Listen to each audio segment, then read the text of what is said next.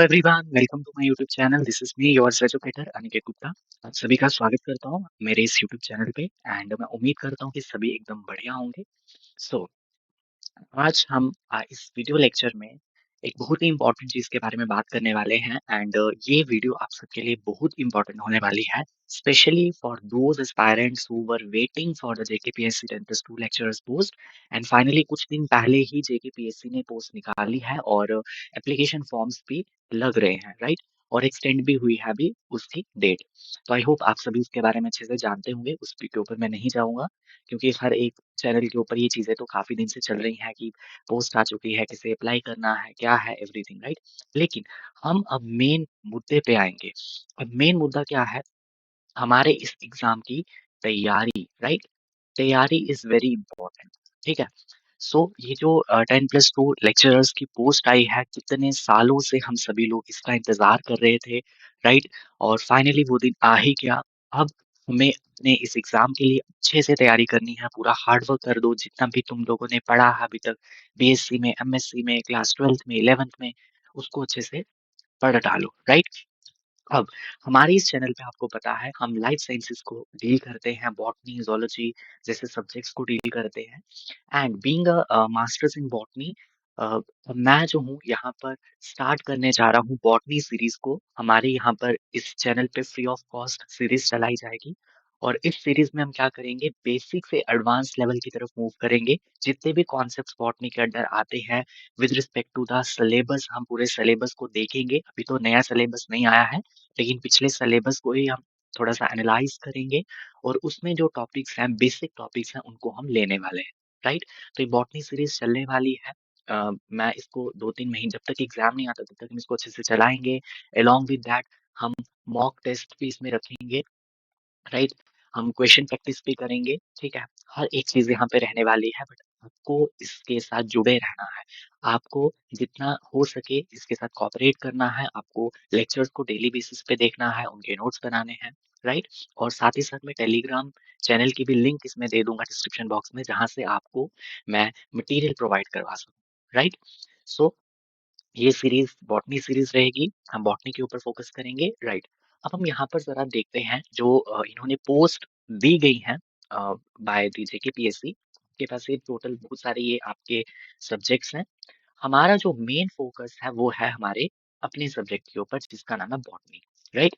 सी item number 2 में ये दिया है और इसमें टोटल पोस्ट है 52, 21 ओपन मेरिट, आरबीए में 5, एससी में 4, ST 1 5 and ST 2 5, ALC category के लिए 3 है, ओबीसी के लिए 4 है और ईडब्ल्यूएस के लिए 5 है। टोटल 52 आपके पास यहाँ पर पोस्ट प्रोवाइड की गई है, राइट। और हमें इसी पोस्ट के लिए सभी को हार्ड वर्क करना है, ठीक है। और इसमें हमें अच्छे से स्टडी करना है जितना हो सकता है, राइट। और हम कहीं ना कहीं इस 52 में फॉल कर जाए, राइट। यही हम सबकी कोशिश रही है। अब बाकी आगे बहुत सारे फैक्टर्स होते हैं, लक है, ठीक है, there are number of factors, उस पर हम नहीं जाएंगे। बस हमने अपने लेवल पे फुल 101% देना है और अच्छे से तैयारी करनी है, राइट। अब इस लेक्चर में, इस वीडियो लेक्चर में मैं आपके साथ बात करने वाला हूँ स्ट्रैटेजी के ऊपर, ठीक है। क्योंकि हम without strategy, without road map आगे नहीं बढ़ सकते, ठीक है। First of all you have to plan and manage the things, ठीक है। मैनेज द थिंग्स, अगर ये चीज आपके पास नहीं होती, अगर आप इस चीज को नहीं करते, तो आप अपने गोल को अचीव करने में कहीं ना कहीं चूक जाओगे, ठीक है। तो सबसे पहले थिंग्स को प्लान करो, मैनेज करो, एक प्रॉपर प्लानर बनाओ, रोड मैप बनाओ, स्ट्रेटेजी बनाओ, ताकि आप अपने गोल को कैसे अचीव कर सको। Okay, so for this strategy everything I will discuss in this video lecture. But उससे पहले स्ट्रेटेजी को बनाने से पहले हमें चेक करना होगा, हमें ये देखना होगा कि हमारा जो सिलेबस है वो क्या है, ठीक है। स्ट्रैटेजी अगर आप बना रहे हो, ऐसे ही नहीं बना लोगे, है ना। आपको पता होना चाहिए, अगर आपने कहीं जाना है, किसी एरिया में जाना है, आप कहीं जा रहे हो, तो आपको पता होना चाहिए वहां कैसे जाया जा सकता है। उसको, उसमें हम कैसे जाएंगे, वाया रोड जाएंगे, वाया एयर जाएंगे, ठीक है। उसमें कौन कौन से स्टेशन आएंगे, क्या क्या वहां पे होगा, एवरीथिंग आपको पता होनी चाहिए, तभी आप उस रास्ते पे चल सकते हो। तो स्ट्रैटेजी के लिए आपको क्या करना है, एनालिसिस करना है, ठीक है। किसका एनालिसिस करना है, सिलेबस का। ऑल दो सिलेबस नहीं आया, लेकिन पुराना सिलेबस आप देख सकते हो, ठीक है। एनालिसिस करो सिलेबस को, प्लस प्रीवियस ईयर जो एग्जाम्स हुए हैं, 2016 का है, 2009 का है, उसको अच्छे से देखो। वहां से आपको ये पता चलेगा कि आपको तैयारी किस लेवल की करनी है, ठीक है। आपको एक बेंचमार्क सेट हो जाएगा कि भाई मुझे जो तैयारी करनी है वो फैक्ट बेस्ड करनी है, कितनी डेप्थ में जाके करनी है, कौन से कॉन्सेप्ट से ज्यादा क्वेश्चन आ रहे हैं, किसको ज्यादा इंपॉर्टेंस देनी है, एवरीथिंग। तो उससे से आपकी पूरी स्ट्रेटेजी क्या होगी, बनेगी, ठीक है। आफ्टर एनालिसिस, तो एनालिसिस जब सिलेबस की कर ली, प्रीवियस ईयर एग्जाम्स की कर ली, आफ्टर दैट आपको बुक्स को सेलेक्ट करना है, which is a very important step in this whole preparation, ठीक है। तो आपको क्या करना है, सेलेक्ट करना है बुक्स को। आपके पास अच्छी-अच्छी किताबें आपने लेनी है और उन अच्छी-अच्छी किताबों को आपने अच्छे से पढ़ना है और वहाँ से अपने छोटे-छोटे जो भी शॉर्ट नोट्स हैं, क्योंकि पढ़ा तो हम सबने होता है, ठीक है? हमें हर एक चीज़ पूरी डिटेल में नहीं लिखनी है। जो चीज़ आप भूलते हो, जो चीज़ आपको नहीं पता है, जो चीज़ आपके लिए नई है, ठीक है ना? उनको आपने नोट डाउन करना है और शॉर्ट नोट्स बनाने हैं, राइट? अब मैं ये जो सिलेबस है, this is a old syllabus, ठीक है? ये पुराना वाला सिलेबस है, जो ऑलरेडी साइट पे उन्होंने दिया है। तो मैं इसी को लेकर थोड़ा-सा एनालिसिस करूँगा। तो यहाँ पर जो सिलेबस में जो पहला पार्ट है वो है वायरसेस, बैक्टीरिया एंड एल्गी, मतलब यहाँ पर आपको माइक्रोब्स के बारे में दिया है, जिसमें फर्स्ट आपको वायरसेस एंड बैक्टीरिया के बारे में पढ़ना है, ठीक है? इसके पूरे टॉपिक्स यहाँ पे 10 टॉपिक्स दिए हैं। अब आप इनको बेसिक बेसिक पढ़ लो, क्लासिफिकेशन पढ़ लो बैक्टीरिया की, ठीक है? अब बैक्टीरिया तो नहीं वो निकालेंगे, क्लासिफिकेशन तो रहने वाली है, न्यूट्रिशन भी रहेगा, हेटेरोट्रॉफिक है, सिम्बियोसिस है, ठीक है? Transmission of plant viruses, control measures, TMV के बारे में, ठीक है? कुछ चीज़ें जो रहनी है, जो हमेशा रहेंगी सिलेबस में, ठीक है? इसके बाद एल्गी के बारे में पढ़ो, उसके कॉमन कैरेक्टरिस्टिक्स जो हैं, कैरेक्टरिस्टिक फीचर्स हैं, then thallus, range of thallus organisation, उसके बाद पिगमेंट सिस्टम, ठीक है? एवरीथिंग। तो ये एल्गा है। इसके बाद माइकोलॉजी इन प्लांट पैथोलॉजी, जहाँ पे आपको फंजाई के बारे में पढ़ना है, उसके डिफरेंट डिफरेंट ग्रुप्स हैं, ज़ाइगोमाइकोटिना, एस्कोमाइकोटिना, ठीक है? एवरीथिंग। उसके बाद डिजीजेस, वेरी इंपॉर्टेंट, जितने भी प्लांट में डिजीजेस होते हैं, चाहे वो फंगल है, बैक्टीरियल है या वायरल है, इनके बारे में पढ़ो। कौन सा बैक्टीरिया कौन सी डिजीज कॉज करता है, कौन सी फंगल कौन सी डिजीज कॉज करती है, ये वेरी इंपॉर्टेंट, ठीक है। उसके बाद आर्किगोनिएट्स में आपके पास ब्रायोफाइट्स आते हैं, टेरिडोफाइट्स आते हैं और जिम्नोस्पर्म्स आते हैं। इनके बारे में पढ़ना है, ठीक है। आफ्टर दैट एंजियोस्पर्म्स के बारे में, उनकी टेक्सोनमी के बारे में, सिस्टम्स ऑफ क्लासिफिकेशन आपके पास जो है उनको पढ़ना है। देन मॉर्फोलॉजी क्या है प्लांट की, फ्लावर कैसा दिखता है, उसमें कौन-कौन से ऑर्गन्स हैं, ठीक है, एवरीथिंग। एंजियोस्पर्म की एनाटॉमी, ठीक है, ये सारी चीजें तो रहेंगी। After that reproductive biology of angiosperms, microsporangium के बारे में, एम्ब्रियोसेक, पॉलिनेशन, देन फर्टिलाइजेशन, ये सारा एपोमिक्सिस, ठीक है। आफ्टर दैट पेलिनोलॉजी में आपके पास पॉलन का है, इसको थोड़ा सा होल्ड पे रखो। इसके बाद बायोकेमिस्ट्री बहुत इंपॉर्टेंट पढ़ना है इसको आपको। प्लांट फिजियोलॉजी, अगेन बॉटनी का एक कोर पार्ट है। फोटोसिंथेसिस, रेस्पिरेशन, फाइटोक्रोम्स के बारे में, ठीक है ना। तो इसके बाद एनवायरनमेंट एंड इकोलॉजी, ये भी बहुत इंपॉर्टेंट है, ये भी इसका पार्ट रहेगा। इसमें से आपके पास सक्सेशन का पार्ट है, पॉपुलेशन है, ठीक है? उसके बाद बायोडायवर्सिटी के बारे में है। तो ये सारी चीज़ें आपको पढ़नी ही पड़ेंगी। प्राइमरी प्रोडक्टिविटी क्या है? फूड चेन, ठीक है? इकोलॉजिकल नीश, नीश कॉन्सेप्ट, फंडामेंटल नीश, रियलाइज़ नीश, ठीक है? साइटोजेनेटिक्स, प्लांट ब्रीडिंग, अगेन ये भी रहेगा, इसको भी आप अच्छे से पढ़ो, ठीक है? आफ्टर दैट आपके पास ये सारा ब्रीडिंग, बायोटेक्नोलॉजी, ठीक है? तो रिकॉम्बिनेंट डीएनए कैसे बनता है? प्लांट टिश्यू, पीटीसी क्या है? तो ये सारे हमारे पास जो डिफरेंट डिफरेंट डोमेन्स हैं, बायोटेक्नोलॉजी है, जेनेटिक्स है, साइटोजेनेटिक्स है, ठीक है, आर्किगोनिएट्स है, बैक्टीरिया है, वायरसेस है, इन सभी को ध्यान में रखते हुए मैंने यहाँ पर कुछ बुक्स को मेंशन किया है, ठीक है। आपने अपनी तैयारी में इन बुक्स को कभी भी नहीं छोड़ना है। वो बुक्स कौन कौन सी हैं, तो मैं यहाँ पर लिखूंगा रिकमेंडेड बुक, ठीक है। इन बुक्स को आपने ज़रूर पढ़ा होगा, हर कोई पढ़ता है इसे, अपनी बीएससी में, एमएससी में, कोई भी ऐसी बुक नहीं होगी जो आप पहली बार देख रहे होंगे, ठीक है? हर एक चीज़ आप लोगों ने पहले से पढ़ी होगी। तो रिकमेंडेड बुक्स क्या-क्या है? तो सबसे पहले हमारे पास माइक्रोब्स एंड क्रिप्टोगैम्स के लिए ये वाली किताब है। इसमें आपको viruses, bacteria, bryophytes, algae, pteridophytes, इनके बारे में आपको मिल जाएगा। Microbes and cryptogams, Singh Pande Jain की किताब है, रस्तोगी पब्लिकेशंस की है ये, इसको आपने पढ़ना है। इसके बाद है डाइवर्सिटी ऑफ एंजियोस्पर्म्स, जो आपके एंजियोस्पर्म्स हैं जितने भी, उसकी डाइवर्सिटी, उसका सिस्टमैटिक्स, उसमें डिफरेंट डिफरेंट फैमिलीज के बारे में, उसके रिप्रोडक्शन के बारे में, ये किताब भी अगेन सिंह पांडे जैन की है। उसके बाद ये वाली जो किताब है characteristics and systematics of seed plants, इसमें आपको सीड प्लांट्स मिलेंगे। सीड प्लांट्स कौन-कौन से होते हैं? Gymno and angio. जिम्नो और एनजीओ में जो जिम्नो और एनजीओ का आपको इस किताब में मिलेगा। ये भी सिंह पांडे जैन की किताब है, इसको भी आपने अच्छे से पढ़ना है। ठीक है। इसके बाद एम्ब्रियोलॉजी की बात करें तो भोजवानी एंड भटनागर की किताब है। ये पढ़ सकते हो, नहीं तो ये भी पढ़ सकते हो। लेकिन आई विल प्रेफर कि इस बुक को जरूर पढ़ो। एम्ब्रियोलॉजी ऑफ एंजियोस्पर्म्स एडिशंस आप देख लेना।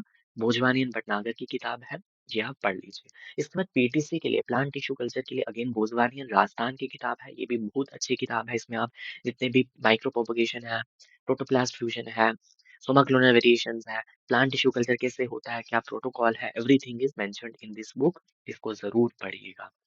इसके बाद ये वाली जो किताब है ये मैंने खुद से रखी है क्योंकि ये मुझे काफ़ी अच्छी किताब लगी थी। एस्टर्न पब्लिकेशन की पीएस वर्मा, वीके अग्रवाल। ये एक बहुत मोटी किताब है। इसमें आपको सेल बायो भी दिया है, जेनेटिक्स भी दिया है, मॉलिक्यूलर बायोलॉजी भी दिया है, एवोल्यूशन एंड इकोलॉजी भी दिया है। तो मतलब ये एक ऐसी किताब है जहाँ से आपका सेल बायो भी हो जाएगी, जेनेटिक्स भी हो जाएगा, मॉलिक्यूलर बायोलॉजी भी हो जाएगी, इकोलॉजी भी हो जाएगी। इस किताब को आप पढ़ सकते हैं। बहुत अच्छी किताब है ये। लेकिन इसके अलावा अगर आप सेल बायो लोटिस से पढ़ना चाहते हो, ब्रूस एल्बर्ट से पढ़ना चाहते हो, वो भी बेटर है, लेकिन इतने हाई लेवल पे मत जाओ, ठीक है? जेनेटिक्स के लिए भी किताबें हैं, लेकिन वही है, मॉलिक्यूलर बायोलॉजी के लिए भी है, बट इतने हाई लेवल पे जाकर कोई इतना ज़्यादा बेनिफिट नहीं होगा, ठीक है? बाकी आपकी खुद की चॉइस है। इसके बाद बायोटेक्नोलॉजी के लिए बीडी सिंह की किताब है, ठीक है? PD Sharma ecology and environment की किताब अगेन इम्पोर्टेंट, पढ़ते हैं हम सभी, अच्छी किताब है। यहाँ से भी आपको बहुत सारे कंटेंट्स मिल जाएंगे। अब ऐसा नहीं है कि आपको एक ही बुक में सारे टॉपिक्स मिल जाए। मैं यहाँ पर बुक्स के बारे में बता रहा हूँ जहाँ से आपको मैक्सिमम टॉपिक्स मिलेंगे, ठीक है? अब ऐसा नहीं कि अगर मैंने पीडी शर्मा बोल दी तो जो सिलेबस में इकोलॉजी एनवायरनमेंट है वो सारा इसमें होगा, नो। आपको अदर बुक्स के ऊपर भी रिलाई करना पड़ेगा, ठीक है ना? बहुत सारी बुक्स हैं, आप उनको उनके ऊपर भी रिलाई करोगे, लेकिन जो एक मेजर बुक है जिसको आप फॉलो करोगे वो मैंने यहाँ पर मेंशन की है। इसके बाद एच.एस. श्रीवास्तवा की जो किताब है प्लांट फिजियोलॉजी एंड बायोकेमिस्ट्री के लिए, काफ़ी अच्छी किताब है। आप इसको रेफ़र कीजिए प्लांट फिजियोलॉजी के लिए। But in addition to that Taiz Zeiger है, हॉपकिंस है, ये किताबें अगर आपके पास हैं तो आप उन्हें भी पढ़ सकते हो, ठीक है? लेकिन एग्ज़ाम को अगर आप एनालाइज़ करोगे तो वहाँ पे आप देखोगे कि जो क्वेश्चन्स हैं वो उतने हाई लेवल के नहीं हैं, नेट लेवल के नहीं होते, है ना? सीएसआईआर नेट में एग्ज़ाम्स आपके स्टैंडर्ड बुक से आते हैं, क्वेश्चन्स आपके स्टैंडर्ड बुक से सेट होते हैं। तो यहाँ पर आपको इतनी स्टैंडर्ड बुक्स पढ़ने का उतना ज़्यादा आपको बेनिफिट ज़रूर होगा, नॉलेज मिलेगी, लेकिन आपके पास टाइम कम है, तो इस कम टाइम में आप इन्हीं बुक्स को फ़ॉलो करो, तो दैट वुड बी बेटर, ठीक है? इसके अलावा कोई और बुक मिलेगी तो मैं आपके साथ ज़रूर मेंशन करूँगा आगे आने वाले वीडियो लेक्चर्स में, ठीक है? तो हमने यहाँ पर क्या किया, हमने यहाँ पर आपके साथ एक छोटी-सी स्ट्रैटेजी अब मैं आपके साथ डिस्कस करूँगा। मैंने आपको एनालिसिस करवा दिया, सिलेबस भी बता दिया और बुक्स भी बता दी, ठीक है?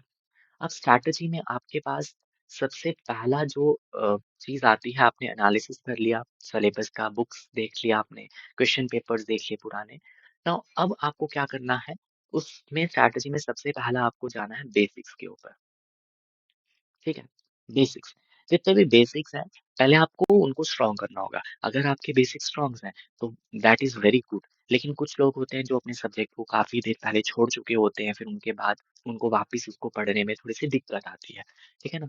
जो अपने सब्जेक्ट के साथ टच में है, उनको इतनी दिक्कत नहीं होगी। लेकिन दोस्त जिन्होंने एमएससी करे हुए 4 साल, 5 साल, 10 साल ऐसे टाइम हो गया, तो उनके लिए बहुत इंपॉर्टेंट है फर्स्ट ऑफ ऑल उनको बेसिक्स पढ़ना। बेसिक्स के लिए मैं आपको रेफर करूँगा एनसीईआरटी। ठीक है, बहुत ही अच्छी किताब है एनसीईआरटी 11th की और 12th की, है ना?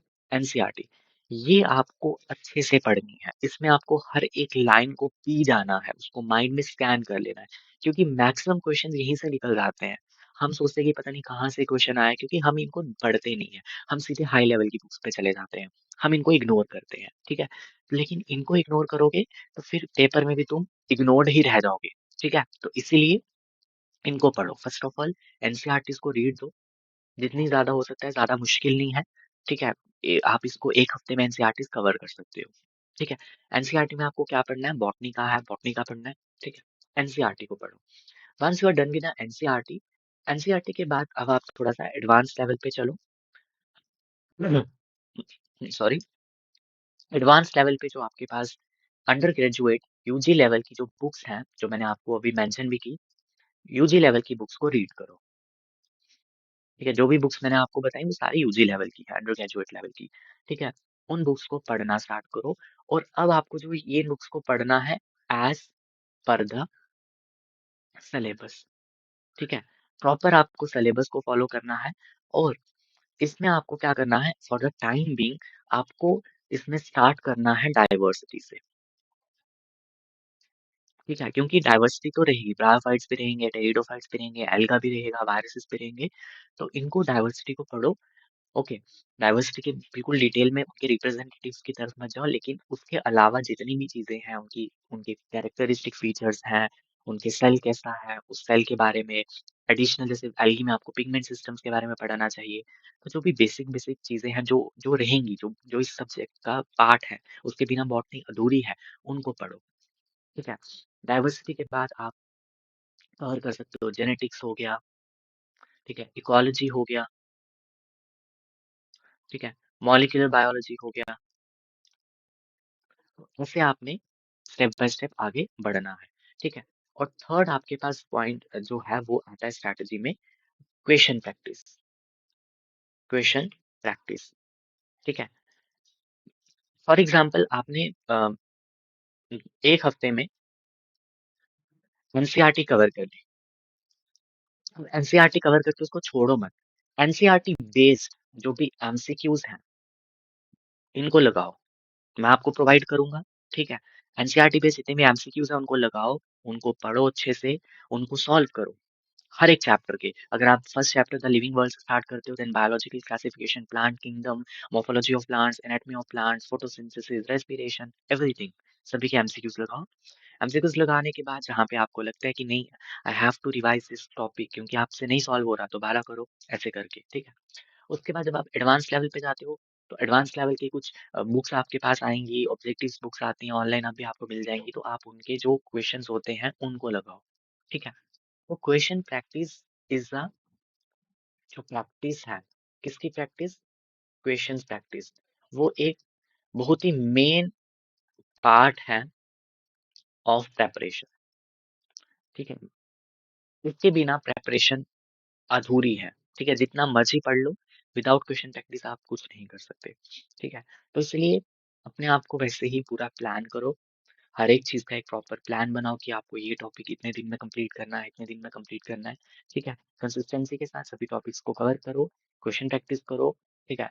एंड जब आप एक बार सारा पढ़ लो, अगेन रिवीजन करो, ठीक है। क्वेश्चन प्रैक्टिस और दूसरा रिवीजन,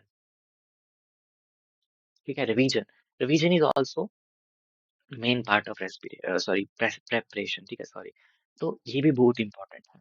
इन दोनों के बिना आपकी तैयारी जो है वो नहीं होएगी, तैयारी नहीं कहलाई जाएगी, ठीक है। इन दोनों को आपने अच्छे से करना है। एंड देन फिर विद क्रॉस हैंड्स आपको एग्जाम में जाना है, विद क्रॉस फिंगर्स आपको एग्जाम में जाना है और एग्जाम देना है उसको, ठीक है। तो दिस इज वेरी सिंपल, कोई इसमें कुछ बड़ी रॉकेट साइंस नहीं है, आपको कैसे कैसे तैयारी करनी है। अब मैं आपको क्या प्रोवाइड करूंगा, अब ये क्वेश्चन आता है, ठीक है, ठीक है। What will you get from this channel? ठीक है, देखो, मुझे बहुत सारों के डिमांड्स आ रही थी, मैसेजेस आ रहे थे कि सर प्लीज हमें मतलब थोड़ा सा गाइड करो इस रिलेटेड, क्योंकि हम सब्जेक्ट जो है काफी देर पहले छोड़ चुके हैं, हमारी मास्टर्स बहुत देर पहले की हुई है, हमें भूल गया हम कैसे स्टार्ट करें, ठीक है। तो फॉर दैट पर्पस, तो I will start with NCERT decoding series, ठीक है। एनसीईआरटी डिकोडिंग सीरीज के साथ मैं स्टार्ट करूंगा। पहले हम पूरी एनसीईआरटी को कवर करेंगे, ठीक है। एक लेक्चर में हमारे पास एक एक चैप्टर को हम एक वीडियो में कवर करेंगे, अगर चैप्टर थोड़ा सा लेंदी है तो दो वीडियोस ले लेंगे, ठीक है।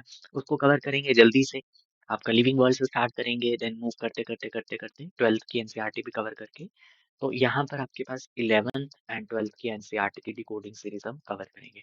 डिकोडिंग सीरीज कवर करने के बाद फिर हम क्या करेंगे, फिर हम टॉपिक वाइज चलेंगे। मैं एल्गी ले लूंगा, एल्गी के बारे में हम पढ़ लेंगे, एल्गी के बाद हम ब्रायोफाइट्स, ठीक है। ऐसे ऐसे करके हम सो ऑन मूव करते जाएंगे। मीनवाइल क्वेश्चन प्रैक्टिस हम करेंगे टेलीग्राम के ऊपर, हम पोल करेंगे, ठीक है, वो जो आपके पास होता है क्वेश्चन वाला, ठीक है, क्वेश्चन दिए जाते हैं, क्विज, पोल नहीं, क्विज, क्विज हम चलाएंगे अपने टेलीग्राम चैनल पे। तो फॉर दैट आपको ज्वाइन करना है हमारे टेलीग्राम ग्रुप को, क्विज। और जो ये बुक्स मैंने आपको बताई हैं, ये बुक्स मैं आपको वहां पर प्रोवाइड करवा दूंगा, इनकी जो सॉफ्ट कॉपीज हैं, इनकी सॉफ्ट कॉपीज आपको मैं वहां पर प्रोवाइड करवा दूंगा। तो बस ऐसे ही मूव करते रहेंगे, और हर एक टॉपिक के बाद हम उसके क्वेश्चंस लेंगे। वैसे एक टॉपिक कंप्लीट होता है, उसके बाद हम क्वेश्चंस लेंगे।